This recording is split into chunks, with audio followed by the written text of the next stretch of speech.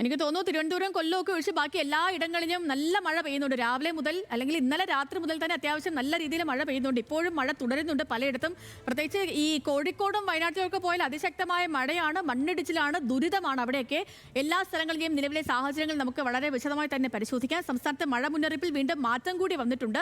ഇപ്പോൾ 6 ജില്ലകളിൽ കേന്ദ്ര കാലാവസ്ഥാ വകുപ്പ് ഓറഞ്ച് അലർട്ട് പ്രഖ്യാപിച്ചു. 5 ജില്ലകളിൽ യെല്ലോ അലർട്ടാണ്. വടക്കു പടിഞ്ഞാറൻ ബംഗാൾ ഉൾക്കടലിന് മുകളിൽ ഒഡീഷ തീരത്തിന് സമീപം രൂപപ്പെട്ടിരിക്കുന്ന ന്യൂനമർദ്ദം ഒഡീഷയ്ക്ക് മുകളിലേക്ക് കരകയറിയിട്ടുണ്ട്. പുതിയൊരു ന്യൂനമർദ്ദത്തിന് കൂടെ സാധ്യതയുണ്ടെന്നാണ് കാലാവസ്ഥാ വിദഗ്ധർ വിലയിരുത്തുന്നത്. ഒപ്പം കേരളത്തിൽ മാത്രമല്ല ഉത്തരേന്ത്യയിലും കനത്ത മഴയാണ്. ജമ്മു കാശ്മീരിൽ മിന്നൽ പ്രളയവും പേമാരിയും ഒക്കെ തുടരുന്നു. മാത്രമല്ല മറ്റ് പല സംസ്ഥാനങ്ങളിലും മഴയുണ്ട്. എല്ലാം വിശദമായി പരിശോധിക്കാൻ തിരുവനന്തപുരത്ത് നിന്ന് ഹാൻസ്, വയനാട് നിന്ന് ലിനറ്റ് വർഗീസ്, കോഴിക്കോട് നിന്ന് ദിൽഷ തിലകൻ, ഡൽഹിയിൽ നിന്ന് ശരത്യാളൻ നമുക്കൊപ്പം തത്സമയം ചേരുകയാണ്. ആദ്യം നമുക്ക് ഈ മഴ മുന്നറിയിപ്പുകളുമായി ബന്ധപ്പെട്ടുള്ള വിവരങ്ങളിലേക്ക് പോകാം. ഹാൻസിലേക്കാണ്. ഹാൻസ്, ഇപ്പോൾ മഴ മുന്നറിയിപ്പിൽ മാറ്റമുണ്ട്. 6 ഓറഞ്ച് അലർട്ടും 5 യെല്ലോ അലർട്ടുമായി. പൊതുവെയുള്ളൊരു മഴ സാഹചര്യം എങ്ങനെയാണ്? ആശങ്കപ്പെടേണ്ട സാഹചര്യം എവിടെയെങ്കിലും ഒക്കെ ഉണ്ടോ? എങ്ങനെയാണ് കാലാവസ്ഥാ വകുപ്പിന്റെ ഏറ്റവും പുതിയ മുന്നറിയിപ്പ് ഹാൻസ്? സേതു, തീർച്ചയായും ആശങ്കപ്പെടേണ്ട സാഹചര്യം സംസ്ഥാനത്ത് ഉടനീളം നിലനിൽക്കുന്നുണ്ട്. കേന്ദ്ര കാലാവസ്ഥാ വകുപ്പ് നൽകുന്ന വിവരമനുസരിച്ച് സംസ്ഥാനത്തുടനീളം ഇന്ന് അതിശക്തമായ മഴയുണ്ടാകും. 6 ജില്ലകളിലാണ് ഓറഞ്ച് അലർട്ട് പ്രഖ്യാപിച്ചിരിക്കുന്നത്. കാസർഗോഡ്, കണ്ണൂർ, വയനാട്, കോഴിക്കോട്, തൃശൂർ, എറണാകുളം ജില്ലകൾക്കാണ് ഓറഞ്ച് അലർട്ട് മുന്നറിയിപ്പുള്ളത്. കൂടാതെ സംസ്ഥാനത്ത് മറ്റ് 5 ജില്ലകൾക്ക് യെല്ലോ അലർട്ട് പ്രഖ്യാപിച്ചിട്ടുണ്ട്. മലപ്പുറം, പാലക്കാട്, ഇടുക്കി, കോട്ടയം, ആലപ്പുഴ ഉൾപ്പെടെയുള്ള 5 ജില്ലകളിലാണ് യെല്ലോ അലർട്ട് പ്രഖ്യാപിച്ചിരിക്കുന്നത്. പക്ഷേ സംസ്ഥാനത്തെ 3 ജില്ലകളിൽ അലർട്ട് ഒന്നുമില്ല. തിരുവനന്തപുരം, കൊല്ലം, ആലപ്പുഴ ജില്ലകളിൽ അലർട്ട് ഒന്നും പ്രഖ്യാപിച്ചിട്ടില്ല. കൂടാതെ ഈ അതിശക്തമായ മഴ നിലനിൽക്കുന്ന സാഹചര്യത്തിൽ ശക്തമായ കാറ്റിനും അതിനോടൊപ്പം തന്നെ തിരമാലയ്ക്കും സാധ്യതയുണ്ടെന്നും വകുപ്പ് അറിയിക്കുന്നുണ്ട്. അതുകൊണ്ട് തന്നെ കേരളത്തിൻ്റെ തീരങ്ങളിൽ മത്സ്യബന്ധനത്തിന് ഇന്ന് വിലക്കുണ്ട്. നാളെയും ശക്തമായ മഴ സംസ്ഥാനത്ത് ഉണ്ടാകുമെന്നാണ് വകുപ്പ് അറിയിക്കുന്നത്.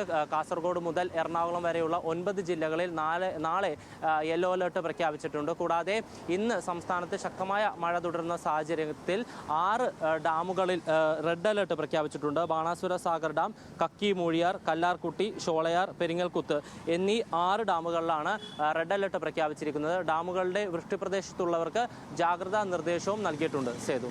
ഓക്കെ ഹാൻസ്, അപ്പോൾ അതാണ് സംസ്ഥാനത്തെ പൊതുവെയുള്ള ഒരു മഴ സാഹചര്യവും കാലാവസ്ഥാ വകുപ്പിന്റെ പുതിയ മുന്നറിയിപ്പുകൾ പ്രകാരമുള്ള മഴയുമായി ബന്ധപ്പെട്ടുള്ള വിവരങ്ങൾ. ഇനി നമുക്ക് ഓരോ സ്ഥലങ്ങളിലെയും വിശദമായി നോക്കണം. വയനാട്ടിലേക്കാണ് ആദ്യം പോകുന്നത്. ലിനറ്റ്, വയനാട്ടിൽ അത്യാവശ്യം നല്ല മഴയുണ്ട്. പ്രത്യേകിച്ച് മലയോര മേഖലകളൊക്കെ കഴിഞ്ഞ മണിക്കൂറുകളിലുമൊക്കെ നമ്മൾ കണ്ടതാണ്. അവിടെ നല്ല മഴ. എങ്ങനെയാണ് ഇപ്പോഴത്തെ ഒരു മഴ സാഹചര്യം? മഴയ്ക്ക് അല്പമെങ്കിലും ശമനം വന്നിട്ടുണ്ടോ? എങ്ങനെയാണ്? എവിടെയെങ്കിലുമൊക്കെ ഈ ദുരിതാശ്വാസ ക്യാമ്പുകൾ തുറന്നോ? ആശങ്കപ്പെടേണ്ട സാഹചര്യമുണ്ടോ? പ്രത്യേകിച്ച് മലയോര മേഖലകളിൽ ജില്ലാ ഭരണകൂടം പുറപ്പെടുവിച്ചിരിക്കുന്ന എന്തെങ്കിലും നിർദ്ദേശങ്ങളോ കാര്യങ്ങളോ ഒക്കെ ഉണ്ടോ?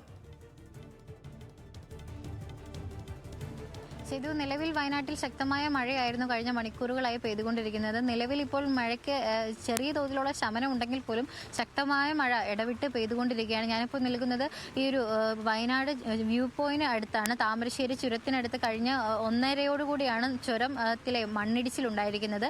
കഴിഞ്ഞ 2 ദിവസമായി ഇവിടെ കടുത്ത ഗതാഗത തടസ്സമാണ് ഏർപ്പെടുത്തിയിരിക്കുന്നത്. പ്രത്യേകിച്ച് അടിയന്തര സർവീസുകളായ ആംബുലൻസ്, ചികിത്സ, ഈ ഒരു ആശുപത്രി ആവശ്യങ്ങൾക്ക് വേണ്ടി മാത്രമുള്ള വാഹനങ്ങൾ മാത്രമാണ് ഇപ്പോൾ കടത്തിവിടുന്നത്. നമുക്ക് നോക്കിയാൽ മനസ്സിലാകാവുന്ന കാര്യം, കഴിഞ്ഞ ദിവസമൊക്കെ തന്നെ 2 ദിവസങ്ങളായി ശക്തമായ മഴയാണ് പെയ്തുകൊണ്ടിരിക്കുന്നത്. മണ്ണിടിച്ചിൽ രൂക്ഷമായിരുന്നു. ഇന്ന് രാവിലെയാണ് വീണ്ടും മണ്ണിടിഞ്ഞ ഭാഗത്ത് വീണ്ടും മണ്ണിടിച്ചിൽ ഉണ്ടാകുന്നത്. വീണ്ടും ഗതാഗത നിയന്ത്രണം ഏർപ്പെടുകയും ചെയ്തിരിക്കുന്നത്. ഇന്ന് ഉച്ചയോടുകൂടി 1:30 വീണ്ടും ശക്തമായ തോതിലുള്ള മണ്ണിടിച്ചിൽ ഉണ്ടാകുന്നത്. അവിടെ തന്നെയാണ് വീണ്ടും മണ്ണിടിഞ്ഞതിനെ തുടർന്ന് ഗതാഗതം പൂർണ്ണമായി നിരോധിക്കുന്ന അവസ്ഥയായിരുന്നു. നിലവിൽ റോട്ടിലോട്ട് വലിയ പാറച്ചീളുകളും അതോടൊപ്പം മണ്ണും ഒക്കെ ഒലിച്ചെത്തുന്ന ഒരു സാഹചര്യമാണ്. അത് അവിടെ നിന്ന് മാറ്റി താൽക്കാലികമായിട്ടുള്ള ഗതാഗതം പോകാനുള്ള വഴി ഒരുക്കിയിട്ടുണ്ട്. ആംബുലൻസിനും മറ്റ് അടിയന്തര സർവീസുകൾക്കും വേണ്ടി മാത്രമുള്ള വഴിയാണ് ഒരുക്കിയിരിക്കുന്നത്. ആംബുലൻസിന് വേണ്ടിയിട്ടാണ് പ്രത്യേകമായി എടുത്തു പറഞ്ഞിരിക്കുന്നത്. പ്രത്യേകിച്ച് ഇത് വയനാട് ചുരമെന്ന്, താമരശ്ശേരി ചുരമെന്ന് പറയുന്നത് ഒരു ജില്ലാ അതിർത്തി മാത്രമല്ല, മറിച്ച് സംസ്ഥാന അതിർത്തികളിൽ കൂടിയാണ്. അതുകൊണ്ട് ഒരുപാട് യാത്രക്കാരാണ് ഇതുമായി ബന്ധപ്പെട്ട് ബുദ്ധിമുട്ടുന്നത്. വലിയ തോതിലുള്ള ആശങ്ക ഇവിടെ നിലനിൽക്കുന്നതാണ്. ശക്തമായ മഴ പെയ്യുന്നത് കാരണം ഈ മണ്ണിടിച്ചിലുണ്ടായ ഭാഗത്ത് വീണ്ടും മണ്ണ് ഇടിയാനും അതോടൊപ്പം പാറക്കല്ലുകളൊക്കെ ഒക്കെ തന്നെ പൊട്ടി വീഴാനുള്ള സാധ്യതകളും കണക്കിലെടുത്തുകൊണ്ടാണ് ഈ ഗതാഗത നിയന്ത്രണം ഒക്കെ തന്നെ ഏർപ്പെടുത്തിയിരിക്കുന്നത്. അതോടൊപ്പം ഈ ഒരു മണ്ണിടിച്ചിലുണ്ടായിരിക്കുന്നത് കോഴിക്കോട് ജില്ലയുടെ ഭാഗമായിട്ടുള്ള താമരശ്ശേരി ചുരത്തിലാണ്. എന്നാൽ ജില്ലാ ഭരണകൂടം ഇതിൽ കാര്യമായി ഇടപെടുന്നില്ല എന്നാണ് കൽപ്പറ്റ MLA ടി സിദ്ദീഖ് അടക്കം വ്യക്തമാക്കിയിരിക്കുന്നത്. ഇതിൽ കൃത്യമായ ഏകോപനം ജില്ലാ കളക്ടറിന്റെ ഭാഗത്തു നിന്ന് സ്നേഹിൽ കുമാർ സിംഗിന്റെ ഭാഗത്തു നിന്ന് ഉണ്ടാകണമെന്നാണ് ഈ ഒരു MLA അടക്കം പറഞ്ഞിരിക്കുന്നത്. കൃത്യമായ ഇടപെടൽ നടത്തുന്നു എന്നാണ് കോഴിക്കോട് ജില്ലാ കളക്ടറും അറിയിച്ചിരിക്കുന്നത്. എന്നാൽ ഇതിൽ 2 ദിവസമായി ഗതാഗതം പൂർണ്ണമായി നിരോധിച്ച അവസ്ഥയിലാണ്. പ്രത്യേകിച്ച് ചരക്ക് ഗതാഗതങ്ങളൊക്കെ തന്നെ ഇവിടെ കെട്ടിക്കിടക്കുന്ന ഒരു സാഹചര്യമാണ്. മറ്റുള്ളവർ ഈ യാത്ര ചെയ്യുന്നവർ വയനാട്ടിലേക്ക് യാത്ര ചെയ്യാൻ കുറ്റിയാടി പേരാമ്പ്ര പോലുള്ള മറ്റ് മാർഗങ്ങൾ സ്വീകരിക്കണമെന്നാണ് ജില്ലാ ഭരണകൂടങ്ങൾ നൽകുന്ന മുന്നറിയിപ്പ്. പ്രത്യേകിച്ച് മലയോര മേഖലകളിലും ശക്തമായ മഴ പെയ്തുകൊണ്ടിരിക്കുകയാണ്. പ്രത്യേകിച്ച് മക്കിമല പോലുള്ള സ്ഥലങ്ങളിൽ വയനാട്ടിൽ മഴ ശക്തമായി തുടർന്നുകൊണ്ടിരിക്കുകയാണ്. ഇടവിട്ടുള്ള മഴയാണ് പെയ്തുകൊണ്ടിരിക്കുന്നത്. എന്നാലും ഈ താമരശ്ശേരി ചുരത്തോട് ചേർന്നുള്ള വയനാട് ഭാഗത്താണ് കൂടുതലായി മഴ പെയ്യുന്നതും കൂടുതൽ ആശങ്ക നിലനിൽക്കുന്നതും. സേതു. ഓക്കെ ലിനറ്റ്, വ്യക്തമാണ്. ഇനി കോഴിക്കോട്ടേക്ക് കൂടി പോവുകയാണ്. നമ്മുടെ ദിൽഷ ഉണ്ട് കോഴിക്കോട് നിന്ന്. ദിൽഷ, ഇപ്പോൾ താമരശ്ശേരി ചുരത്തിന്റെ കാര്യം വിശദമായി തന്നെ ലിനറ്റ് പറഞ്ഞു. ഈ മലവെള്ളപ്പാച്ചിൽ കോഴിക്കോട് പലയിടത്തുമുണ്ട്. ഒപ്പം തന്നെ കുറ്റ്യാടിയിൽ കനത്ത മഴയുണ്ട്. താമരശ്ശേരിയിൽ മണ്ണിടിച്ചിൽ ഇപ്പോഴും വീണ്ടും തുടങ്ങുന്നു. അവിടെ ഗതാഗത സ്തംഭനമാണ്, ഗതാഗതങ്ങൾ നിരോധിച്ചിരിക്കുന്നു. അങ്ങനെ പൊതുവെ കോഴിക്കോട്ടെ ഒരു മഴ സാഹചര്യം എങ്ങനെയാണ് ദിൽഷ?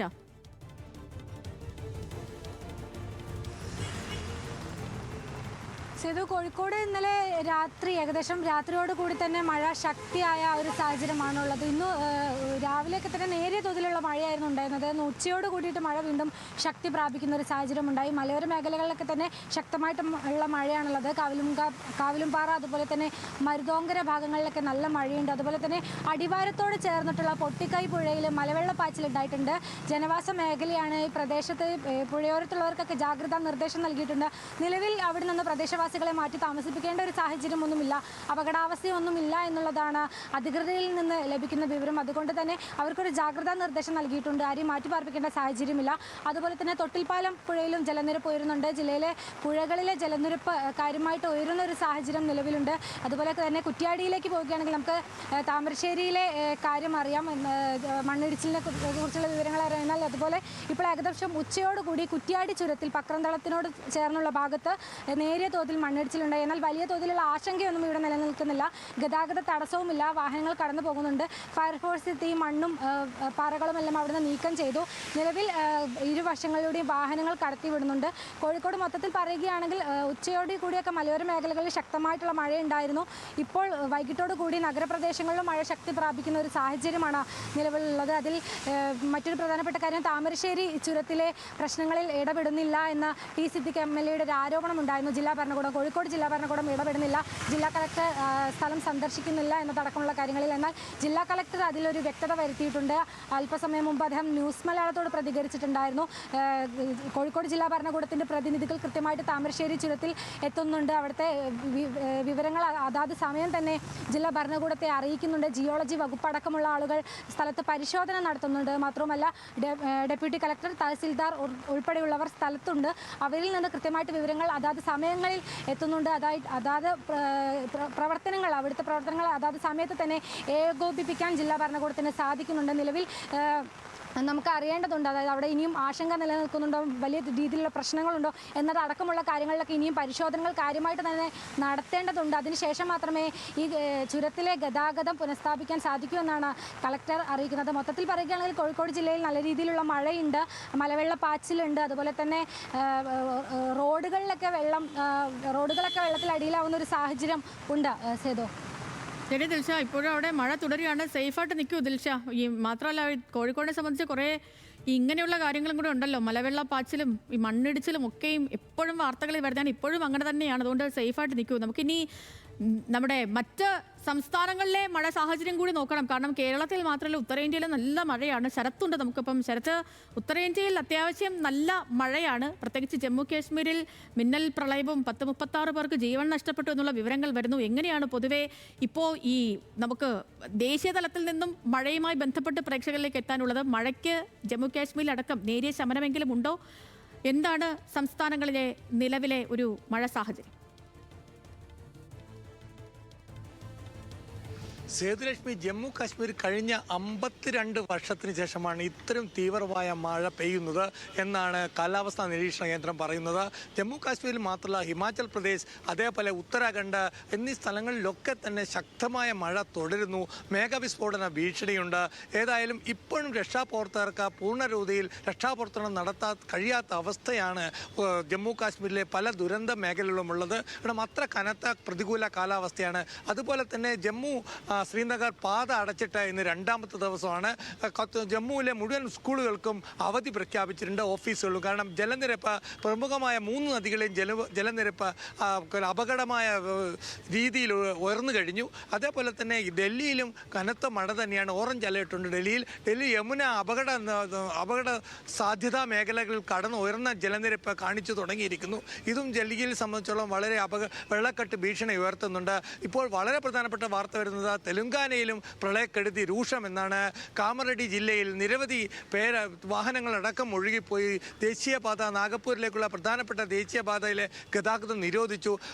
ചുരുക്കത്തിൽ പറയുകയാണെങ്കിൽ ഉത്തരേന്ത്യയിൽ മുഴുവൻ കനത്ത മഴയുടെ, അതായത് ഓറഞ്ച് അലേർട്ടിൻ്റെ ഭീഷണിയുണ്ട്. അതേപോലെ തന്നെ ഗതാഗത തടസ്സമുണ്ട്. ഇപ്പോഴും ഋഷികേശ് പാത ഇപ്പോഴും ഗതാഗത യോഗ്യമായിട്ടില്ല.